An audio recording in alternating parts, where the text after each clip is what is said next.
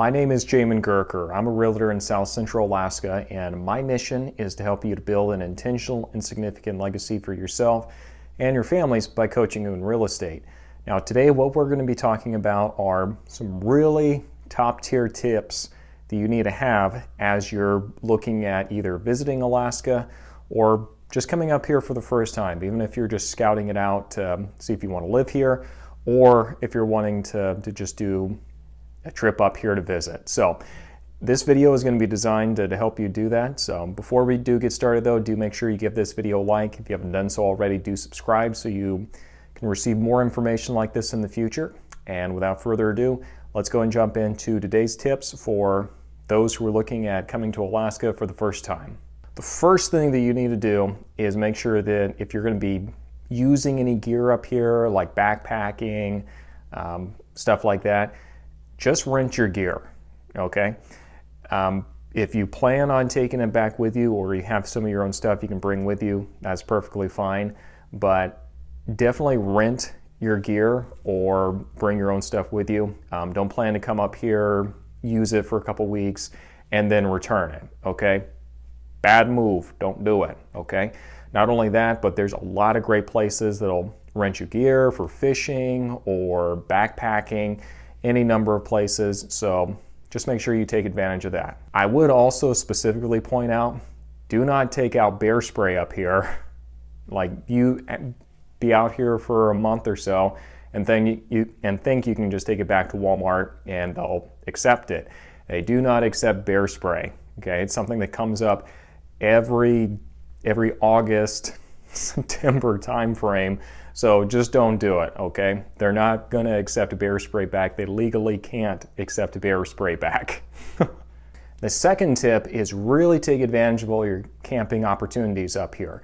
Try not to just stay in a hotel or an Airbnb the entire time. Don't get me wrong. Absolutely love some of those venues, and it's nice being able to get outside every now and then. But during the Alaskan summer, you're going to have a lot of opportunities for great camping. You're not going to be able to get anywhere else. And you're really not going to be able to beat the experience of waking up on a sandy Alaska beach somewhere in the summertime. So take advantage of the camping opportunities. Don't just stay in a hotel or Airbnb the entire time. Number 3, make sure that you catch some of your own fish. I know it can be a little expensive, but the experience of catching your own salmon or your own halibut up here in Alaska is something you're really not going to be able to experience any other time. So just pay the extra money and get that off your bucket list. They've got some great charters in places like Homer, Seward, Valdez, any one of these places. So make sure you check out some of the charter options or go check out some of the river options on the Kenai and other rivers as well, strictly just for salmon. So catch your own fish. That's tip number 3. Tip number 4, if you are new to hiking, like this is pretty much your first time out in the actual wilderness and you've been in more of a metropolitan area up till now, there's really no shame in just going and getting a guided tour or finding trails that are a little bit more populated, like in Anchorage, Eagle River, Hatcher's Pass, places like that, just to be in a place that's a little bit more populated. If you jump off the deep end and go somewhere where people might go through there once every couple weeks, you just open up the door for a lot of stuff to happen. So no shame in just getting a guided tour or initially sticking to the trails that are a little bit more populated if this is going to be your first time jumping off into the wilderness. Let's take a quick break real quick. I actually do have a relocation guide for those of you who are considering actually moving up here to Alaska. The link for that is going to be down below. What you'll do is you'll just register on my website. In the comment section, just say relocation guide, and we'll make sure that gets sent out to you. Now, without further ado, let's go and finish today's video. The 5th thing that you need to do is go visit the Alaska Sea Life Center down in Seward. This is a great little venue down there. You're going to be able to see a lot of the sea life down there. They'll kind of explain the salmon ecosystem and a lot of things that kind of make sense. Not only that, the drive down to Seward, absolutely amazing, so you can't go wrong there. And if you want to go see some of these critters in the wild, you can definitely go jump on some kind of a charter or a whale viewing tour right there from Seward, and They'll take you all around and pretty much guaranteed to see some whales out there. So highly recommend that. Number 6, get a good old-fashioned map, okay, like it's back in the 1990s. Your chances of getting lost, not particularly good, but if you're going to be driving around quite a bit, keep in mind sometimes you don't get cell reception in some places.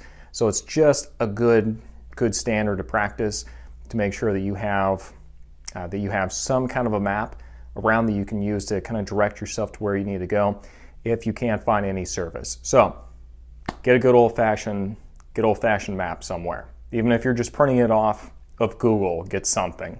Point number 7 is to make sure that you have somebody with you, preferably at all times. So, I mean, Alaska is really the place you want to experience with other people, and even more so if you're doing, more remote hikes or going fishing. That doesn't sound that dangerous, but keep in mind if you go to places like the Kenai and you're going for salmon down there, you're probably going to be running into some bears and maybe some other critters too. So Alaska is meant to be experienced with people, so make sure you have people with you when you're coming up here. Point number 8 is to just make sure that you have just a general situational awareness of where you are at all times. Just for safety purposes. This is stuff like walking through the woods. Hey, there's a big moose track. Cool, that's okay. And then you just keep going. Like, actually keep your head on a swivel and have some good situational awareness at all times, okay?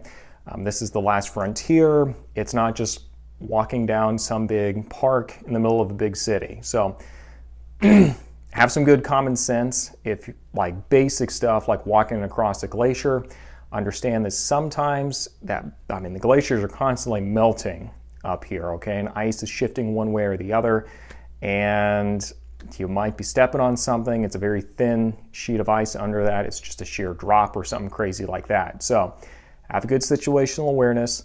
Be aware of your surroundings at all time, whether that's just the geological stuff or the wildlife, or sometimes you just have to be aware of all the people, elements around you at the same time. So those are going to be my tips. Alaska is a great place to live, great place to visit. You can definitely enjoy it even more by following some of these tips. If you have any suggestions on what you can do if you've been up here and you have suggestions for how you can actually enjoy yourself more, do make sure you post those down below. If you do have any questions, reach out to me on my Facebook page. The link for that is going to be in the description section down below. And until next time, thank you for watching.